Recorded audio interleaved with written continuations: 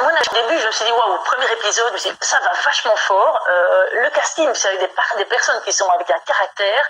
Et alors, je vais avouer quelque chose, Denis.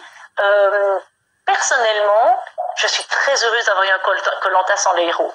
Pourquoi? Je trouve que c'est génial d'avoir les héros. Ouais. Mais alors, en tant que nouvel aventurier, on a peut-être moins l'occasion de faire sa place, puisqu'on a des personnes, surtout que les héros que tu as, c'est comme un Théoura qui est dans son jardin. Ah ben c'est des vrais héros. C'est des vrais, voilà. Mais regarde comment une Nawel, regarde comment un Sam, regarde même comment une Inès sont capables de s'intégrer. Un Folien, regarde comment il a gagné et fait gagner son équipe. Donc, je suis d'accord avec toi, mais il y a aussi, moi quand je vois les yeux d'un Sam, quand c'est mignon, c'est touchant, bien sûr. Mais c'est comme si un jeune footballeur voyait arriver sur le terrain de son stade municipal Eden Hazard ou Zidane ou Kylian Mbappé. Donc tu vois, voilà. Je suis d'accord avec toi.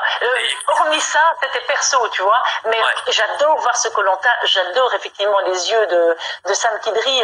Une fille comme Nawel, j'ai vraiment adoré sa sagesse, sa façon d'analyser les choses. Je comprends que Delphine était très touchée, mais je crois qu'elle a recadré à un moment des débats. Et je trouve que c'était bien. Donc c'est très très riche. Il se passe énormément de choses. Il y a beaucoup de personnages très différents.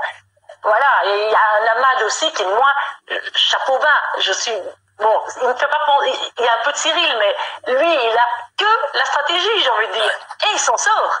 Il s'en sort, c'est géantissime. Ah ouais, chapeau bas. Ça fait partie aussi de Koh-Lanta. Allez, tes coups de cœur. D'abord chez les nouveaux, les petits nouveaux.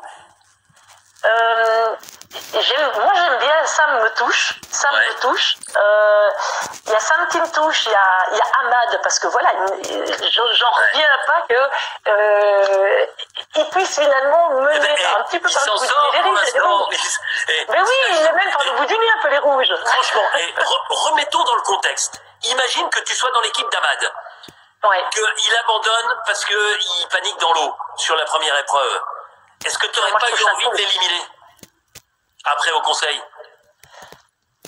Quand il abandonne, la deuxième fois, on peut justement être tenté. Donc, il ne faut pas oublier que Koh-Lanta, ce ne sont pas que les 13 heures qu'on voit. On vit 24 heures sur 24 et sans doute il y a énormément de qualités humaines. Pour qu'il soit resté à des qualités humaines et une qualité de stratégie, chapeau bas. C'est génial. Parce que les gens l'apprécient. Nous, on peut le détester peut-être d'extérieur, mais si les gens l'apprécient, c'est que sur l'île doit être très chouette. Maud, j'ai quand même quelque chose à dire, ça va trop vite, mais quelqu'un m'a dit, Denis, je t'aime, marions-nous. Malheureusement, je suis déjà marié. Je ne peux pas... Bon, donc tes coups de cœur, tu me disais Sam, allez, une autre donc Nawel, je trouve qu'elle est vraiment bien. Folien, mais ça, c'est évident. Folien, c'est évident. En plus, je trouve qu'il porte l'équipe dans tout ce qui est épreuve sportive génial. Maintenant, j'attends de le voir intervenir. Tu te souviens qu'il avait été un des meilleurs nageurs belges, parce qu'il a été en équipe de Belgique de natation, qu'il a été au championnat du monde, ça disait quelque chose? Laurent, qui était avec nous hier, nous faire... Mais salut mon chéri. D'accord. Voilà, mais Cyril est le premier chéri. Non, Cyril est mon premier chéri, mais Laurent, il est un chéri aussi. J'en ai beaucoup. Et c'est ton mari qui va commencer à se poser des questions. Cyril d'un côté, Laurent Mestré de l'autre, tout ça parce qu'il a montré ses abdos hier. Ça va. Ça, qu'est-ce que tu veux, voilà. Peut-être Denis au milieu, mais j'ai comme mon petit homme, tu sais bien. Non, mais je sais bien. Et parmi les héros, qui sont... allez, donne-moi un héros, celui comme ça, là, qui ressort pour toi. Pour moi, mais pourtant je suis partagée, mais c'est vrai que Moussa et son flegme, il est génial. Comme tu le dis très bien, il a un recul. Moi, Benoît, mais je l'aurais écorché vif quand il piquait les palmes. Oui. Et il le regarde calmement. Et je ne sais pas ce qui se passe dans sa tête, à ce qu'il voit les choses, il est géant. Bon, Laurent, il me dit qu'il connaît ton mari, attention. Voilà. Oh là là, pas de problème. Il va y avoir une scène de ménage parce que Cyril vient de dire, pour moi, tu es la seule. C'est-à-dire que toi, tu parles de deux chéris, Cyril n'en a qu'un. Attention. Oui, mais Cyril sait qu'il a une place spéciale dans mon cœur de toute façon. Non, mais, Chacha, je te le laisse, mais Cyril, c'est Cyril. et Moussa sera avec nous un soir aussi, pendant cette période de confinement. Moi, j'adore sa façon de parler lentement. Écoutez, Denis, je vais vous dire ce qu'il se passe à un moment. C'est compliqué, mais c'est comme ça. On va le faire. Et même quand il parle à Ahmad, tu le sais, tu peux pas faire autrement. Donc voilà, il a l'habitude. Et puis moi, je l'ai vu grandir parce que je l'ai connu quasiment gamin, Moussa. Puis aujourd'hui, il a pris de l'épaisseur. Bon, enfin, c'est ça qui est rigolo. Un petit mot sur, allez, le dernier sur cette saison, Joseph, qui fait le feu puis qui a envie de l'éteindre après. Je sais, ça coupe parfois, donc dis-moi si ça... Non, moi ça va, moi. C'est bon pour moi. Ok, parfait. Alors, Joseph, j'écris des petites chroniques justement, et moi, Joseph, c'est quelqu'un qui m'a touchée parce que je serais à sa place. J'aurais pris des jours et des jours. Je me rappelle d'une Sarah qui avait pris aussi beaucoup de temps à voir son feu. On le dit, c'est la seule femme qui a fait le feu. Mais Joseph, il voulait le faire, le feu. Il le réussit. Et non, dis-tu, il sait qu'il va être éliminé le soir. Mais je pense, moi, ça m'a fait rire. Bon, c'est vrai qu'au niveau équipe, esprit d'équipe, peut-être que c'est une horreur, comme tout le monde dit, mais moi, ça m'a fait rire. Et je me suis dit, c'eût été intéressant de voir si le feu était vraiment éteint, ce qui se serait passé dans l'équipe. Moi, j'aurais été curieuse de voir. Je suis pas de mal à l'équipe, mais voir un peu comment ils auraient fait, si effectivement ils auraient refait le feu tout de suite ou pas. Donc voilà, on n'est de nouveau pas dans l'aventure. Joseph a eu un coup de tête ou a voulu vraiment le faire. De toute façon, ça a épicé l'aventure. On a pu en parler après. Et quand même, Koh-Lanta, c'est justement avoir ces possibilités de discussion, dire moi je l'aurais pas fait, ça c'est pas mes valeurs, etc. Et finalement, c'est ça qui est génial aussi. Mais moi, je voulais d'ailleurs le saluer, Joseph, parce que c'est un gars qui a un cœur énorme, et c'est quelqu'un qui n'a pas compris, parce que évidemment, mais ils sont pleins à vouloir faire du feu. Il était parti en disant je vais faire du feu. Il a peut-être été un peu péremptoire en disant je vais y arriver. Il a eu du mal, il n'avait pas le bon matos au départ. C'est vrai qu'il faut trouver le bon bambou pour le faire. Oui, et puis au moment où il y arrive, il se rend compte qu'il est un petit peu en retrait et que sa place, elle est quand même vachement en balance. Donc on peut aussi comprendre. N'oubliez jamais que sur Koh-Lanta, on dort mal, on doit discuter des épreuves, on ne mange rien. C'était le tout début de l'aventure. C'est le plus dur. Dis-le bien, Maud. C'est-à-dire que on arrive avec un estomac d'occidental, on arrive avec un estomac qui mange 3 fois par jour, voire 4 avec un petit goûter de temps en temps. Puis d'un seul coup, il n'y a plus rien. Donc les 3-4 premiers jours, pour que l'estomac se resserre, pour que l'organisme s'adapte à ce rythme de naufragé, c'est là que c'est le plus difficile. Tu confirmes? Je confirme tout à fait. Et alors, le truc, c'est vraiment être occupé, s'occuper. Et les aventuriers qui n'ont pas l'habitude, on n'a pas toujours l'habitude de savoir comment s'occuper. Et le truc, c'est justement de se dire, ok, maintenant je cherche du bois, ok, maintenant je fais la cabane. Et toujours se donner des buts un peu... Comme le confinement, c'est se dire, ok, je fais ça maintenant, je fais ceci, et je pense que ça peut aider. Ça peut aider, comme quand nous, on n'est pas à plaindre quand on est sur l'île, on peut bouger partout. Mais je pense que mettre des étapes et rythmer la journée, c'est super important. Oui, un live avec Yesta et Benoît, c'est prévu aussi. Oh là là là là là là. Tout le monde me demande, mais il y en aura pour beaucoup, pas pour tout le monde malheureusement, mais rassurez-vous, on va se régaler chaque soir et on va avoir des petites anecdotes. Maintenant, je voudrais qu'on parle un peu de toi, parce que tu es une aventurière de Koh-Lanta, mais tu es une aventurière tout court, et malheureusement, ce confinement t'oblige à reporter ton objectif majeur de l'année, puisque tu veux gravir l'Everest et que c'était ton but si tu gagnais Koh-Lanta, notamment pour utiliser ces 100 000 euros de récompense. Avant de parler du report, raconte-nous pourquoi tu as envie de monter sur le toit du monde. Pourquoi? J'ai un rêve plus complet, c'est-à-dire que mon rêve, c'est de faire gravir les 7 summits, à savoir chaque montagne la plus haute par continent. Et c'est vrai que quand j'ai fait Koh-Lanta, on le sait que ça coûte. En fait, moi, je ne le savais pas au départ, mais faire de l'alpinisme coûte très cher. Bien sûr. Ce sont des montagnes mythiques. Et donc, c'est vrai qu'avoir 100 000 euros, c'est pas une petite somme. Et je me suis dit, waouh, l'Everest, c'est d'abord quelque chose qui est mythique, que tout le monde connaît. Je vous parle de l'Aconcagua, je crois qu'il y aura 30% de la population, même pas, qui saura où se trouve l'Aconcagua, ce que c'est, etc. Et donc, c'est vrai que souvent, dans Koh-Lanta, quand on me présentait, quand on en parlait, ou même toi, tu me parlais de l'Everest. C'est vrai que bon, c'est mythique. Et je me suis dit, ben voilà, ça a été ce message-là, et puis je l'ai promis, je l'avais dit au dernier conseil, si je gagne Koh-Lanta, je mettrai vos 21 noms. Que ce n'est pas dit du tout de ce que je réussisse. Et maintenant, bon, c'est vrai que ça a été annulé, mais il y a d'autres sommets. Donc, donc tu vas y aller l'année prochaine, faire l'Everest avec Cyril. Et l'année prochaine, de toute façon.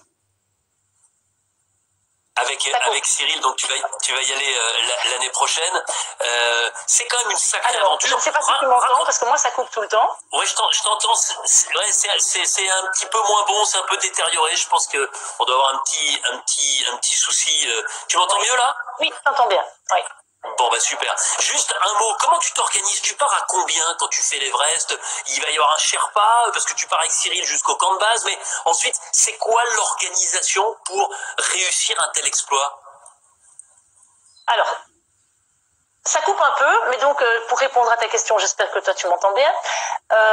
L'organisation, ben, effectivement, il faut avoir un Sherpa. Autre chose, il faut avoir aussi des porteurs. C'est légal, c'est comme ça, c'est comme le Kilimandjaro, on ne peut pas y aller tout seul. Donc ça, il faut respecter, ça donne du travail aux gens, et c'est très bien comme ça. Autre chose, évidemment, c'était pas possible de vivre cette aventure sans Cyril. Cyril, c'est mon binôme d'aventure, donc voilà, j'ai envie de l'emmener. Bon, ce serait sa première sortie haut, donc il va aller jusqu'au camp de base, enfin on a projeté d'aller au camp de base ensemble, et le camp de base c'est déjà 5200 je pense mètres d'altitude ou quelque chose comme ça, donc il ira déjà au-dessus du Mont Blanc, donc pour le premier je pense que ça va être déjà chaud, et pour moi c'était logique qu'ils viennent avec Chacha, parce que Chacha avait envie de faire l'aventure également. Si mon homme avait aimé, j'aurais été la plus heureuse qu'on le fasse à 4. Mais il n'est pas fou, il n'a pas envie. Tu sais, Maud, petite confidence, alors elle n'est pas montée jusqu'au-dessus, mais à 60 ans passés, ma maman, elle est allée au camp de base de l'Everest aussi. La grande randonneuse, pas alpiniste, grande randonneuse. Donc ce sera l'année prochaine pour l'Everest, mais il y aura d'autres sommets avant. La question traditionnelle pour terminer, quel conseil tu pourrais donner à tous ceux qui rêvent de s'inscrire à Koh Lanta, de vivre cette aventure exceptionnelle? Comment avoir un petit coup de pouce du destin sur son dossier d'inscription? Alors, j'entends toujours tout le monde, et ça, les gens ont raison de dire « soyez vous-même ». Mais j'ai envie d'ajouter quelque chose. Chaque personne, quand elle est elle-même, chacun a quelque chose d'extraordinaire en lui. Chacun. Alors, utilisez ce dans quoi vous êtes le meilleur ou qu'on apprécie chez vous, et jouez, vous êtes avec ce qui vous fait, et mettez ça simplement en avant. C'est ça qui est important, c'est d'être soi-même, mais peut-être d'être original dans la façon de présenter, en disant voilà, eh bien moi, je suis jongleur ou n'importe quoi, mais je vais arriver en jonglant. Ou si je suis hypersensible, jouer sur la sensibilité, savoir ce que ça fait, et le partager aussi. Ce qu'il faut, c'est ce qui vous construit, le mettre en exergue pour dire voilà, c'est là que je suis unique. C'est essayer de se rendre aussi unique sur quelque chose, parce qu'il y a plein de gens magnifiques, plein de gens qui sont eux-mêmes. Mais ce qu'il faut, c'est qu'est-ce qui vous rend unique vous. Bon ben c'est adorable, en tout cas c'est très bien dit. Une question, tiens je réponds, est-ce que les Suisses peuvent participer à Koh Lanta? Oui, on a eu des Suisses par le passé, bien évidemment, qui ont disputé Koh Lanta. On a même eu avec Dylan un luxembourgeois. Donc les pays limitrophes, les pays francophones, évidemment, vous pouvez participer au casting. Maud, ça a été un plaisir. Regarde, ça fait un peu plus de 35 minutes qu'on est ensemble. J'ai pas vu le temps passer. C'est toujours un bonheur de t'entendre, d'écrire ce que tu ressens.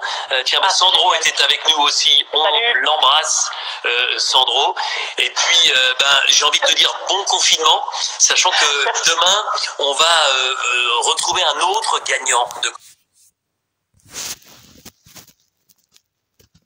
quasiment jamais. Il n'a pas de télé depuis 10 ans, il ne regarde pas Koh Lanta. Donc, il a une vision un peu tronquée de ce qui se passe aujourd'hui, mais il a gagné Koh Lanta en 2010, le choc des héros. Vous savez, lorsqu'il y avait des héros qui étaient revenus face à des sportifs de haut niveau, des champions olympiques, notamment Jamel Bourras ou encore Franck Leboeuf, c'est Grégoire. Il est élagueur, il est également apiculteur, il va nous raconter un petit peu sa vie, il va nous donner son sentiment sur Koh Lanta, et puis peut-être qu'un jour on le retrouvera lui aussi pour une troisième expérience, parce que il a déjà vécu de Koh Lanta. C'est quelqu'un de discret, c'est quelqu'un qui n'aime pas être dans la lumière, mais c'est quelqu'un qui est très intéressant et que nous retrouverons demain soir à 18 h. Donc je vous demande vraiment d'être là, parce que les plus jeunes s'en souviennent peut-être pas, mais il y en a plein qui ont un bon souvenir de Grégoire, qui reste, en tout cas pour moi, l'un des aventuriers majeurs de toute l'histoire de Koh Lanta. Merci. Et je confirme, Denis, je voulais juste dire, c'est mon aventurier préféré dans tous les Koh Lanta aussi. Donc ça me fait un plaisir. Alors, Donc on te retrouve en auditrice et en spectatrice demain. Ah oui, chapeau bas pour ce gars. J'ai adoré son humilité et ça, j'oublierai pas. Mille merci à toi, Maud. Je te fais une grosse bise depuis la France vers la Belgique. Porte-toi bien et garde ce dynamisme, cette énergie. Tu es vraiment l'exemple de ce qu'on a envie de mettre en avant dans Koh-Lanta. C'est grâce à des gens comme toi que Koh-Lanta est un programme qui te plaît tant. Je t'embrasse fort. Merci d'organiser tout ça. Je vous embrasse tous. C'est vraiment un plaisir tous les soirs à 18h de vous retrouver. Rendez-vous avec Grégoire demain ici, même endroit, avec mes totems, même heure. Et le flambeau, eh ben,